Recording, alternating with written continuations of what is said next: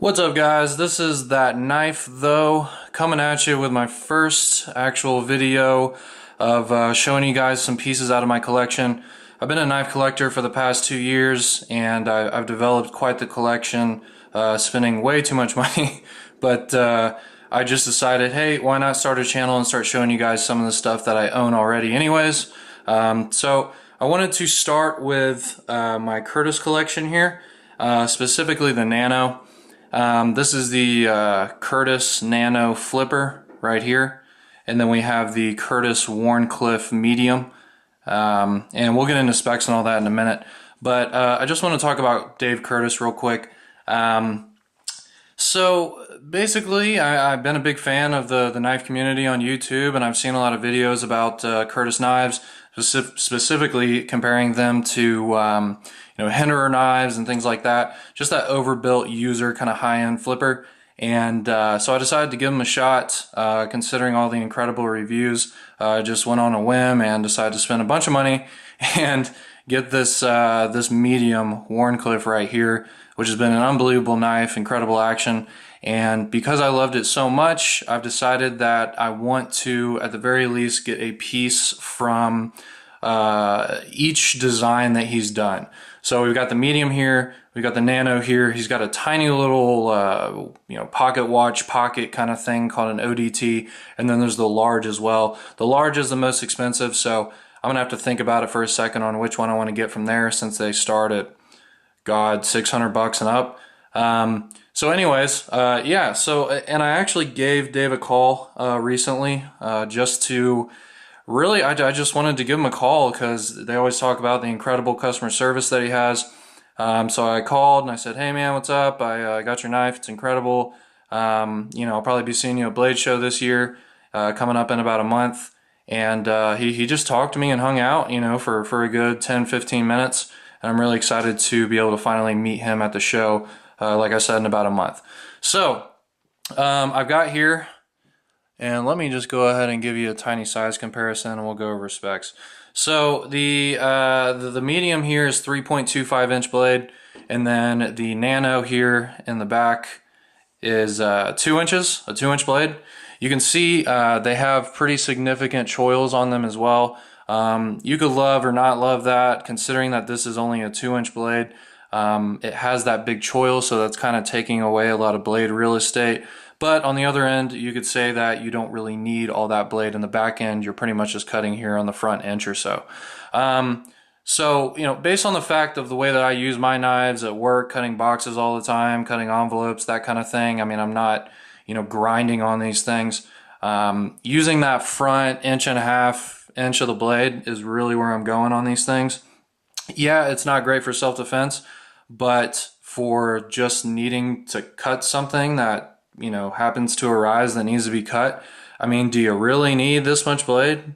I mean, think about it. Do you have to have that? I mean, probably not if you're cutting a box or something like that.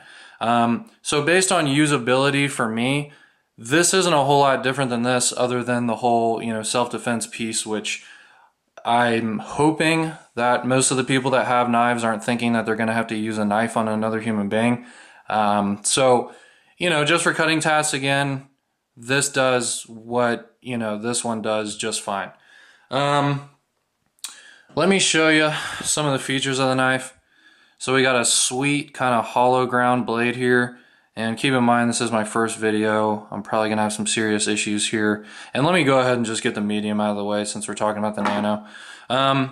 So you can see here we got a sweet hollow ground blade. By the way, just to touch on that, that's one of the big features of the Curtises that I like a lot. And of course, a lot of other makers do it as well. But a hollow ground blade just slices. I mean, it gets from, you can get a very thick blade. This is 0.16 inches. So this sucker is thick. But that's okay, because with the hollow ground, it brings it to such a fine edge that you can still do what I'm trying to do, which is cut up cardboard, cut up envelopes, that kind of thing. So you can get this crazy overbuilt blade, but you still got a pretty sweet slicer as well. It's got a really useful blade shape as well. It kind of swoops a little bit like that, so naturally when you're going into something, it just feels right. It just looks good. So there's that. One cool thing about this little guy too is you can see here they have the exact same pivot. This pivot, you could argue, is insanely huge for this size of a knife, but why not? I mean, why do you have to have a tiny pivot on a smaller knife? If you can fit that pivot on there and it looks cool, do it. So, there's that. It has, here's the thing about this, it has this hole here, but the detent is so insane on this knife that I can't, I mean, I'm trying to Spidey flick it, I'm trying to open it this way, but I just can't do it. And keep in mind, I play with knives a lot, but I mean, it's just, maybe it's a cool looking, but I mean, I can't, this does nothing for me. I mean, it's just nuts. So, but flipping it, the action is insane. That's another thing I wanted to touch on. The action on Curtis knives is second to none. It's one of the best actions I've ever felt. I go to Blade Show every year. I go to TKI. I go to the shows. I've played with, you know, $10 knives to $5,000 knives. And the action is insane on this thing. I mean, this, here, let me just get a couple. Good, look at that. Oh my gosh. And show you the detent here. Show you the suck in. There you go. Wow. It's amazing. Just incredible action on this thing. I love it. So that's another thing too. It's tiny. It's crazy fun to play with. I love that. It's got Curtis's signature pocket clip here. Exact same pocket clip as the medium, where it's got that bullseye crosshair kind of thing going on, which is his theme. You also got that on the pivot here as well, which is cool. So I appreciate that you have a full-size pivot and a full-size clip on such a small knife. That's really nice. One big thing too is it's got a stainless steel lock bar insert. You can see that, which is always nice. And the cool thing about this too is you got a CTS XHP blade with a D2 insert. Chemically, XHP is very similar to D2, even though I think it has a little bit better corrosion resistance compared to D2. You have two steels that are mating pretty well together. I've noticed a common theme where most of the lock bar inserts coming from like Ferrum Forge, people like that, it's always D2 with a lock bar insert, but then you're using a steel like 20 CV or something like that, so you have totally different steels even though it is steel on steel. That's better than steel on titanium, but if you're going to do steel on steel, why not have two steels that are very similar in composition? So this D2 on this XHP is just really nice. So I opted for the version that's just standard stonewash just because I happen to have the medium in the standard stonewash. If you order it on his website, he's got a ton of different anodizing options, and he also will do some cool anodizing with the pivot as well. I think it's like a $40 upcharge, so if you're not really into a certain color or something like that, you know, do you want to spend 40 bucks to change the color of your knife? That's up to you.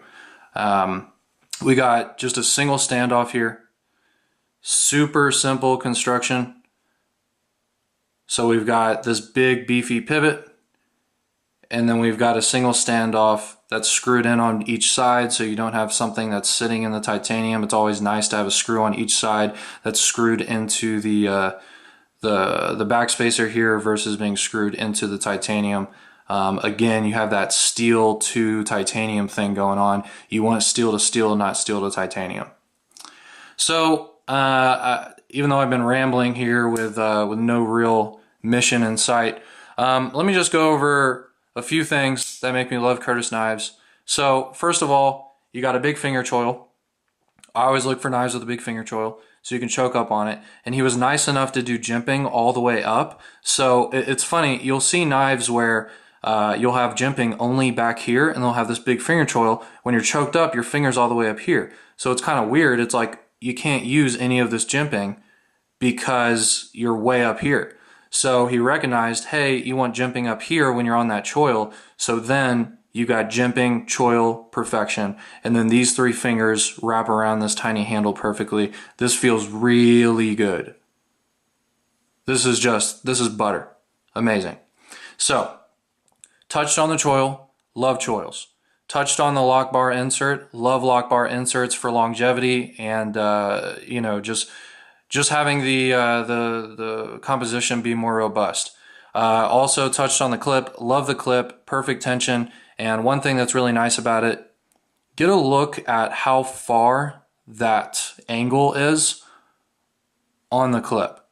So you can have pants that have a pocket that are this thick versus some of them that are super thin. That's my biggest problem, is not everybody's wearing slacks. Everybody wears thick jeans. You can wear big, you know, Carhartt pants, whatever, and you want to have a good spacing here. So no matter how thick your pants are, it's going to fit just fine. And this bends just fine. So it works really well. Glad that's thought out. We've got 2 screws here that are holding this in, so it's super secure. Another good thing about the screws is there's some texture here on the top of the screws naturally from just being cut.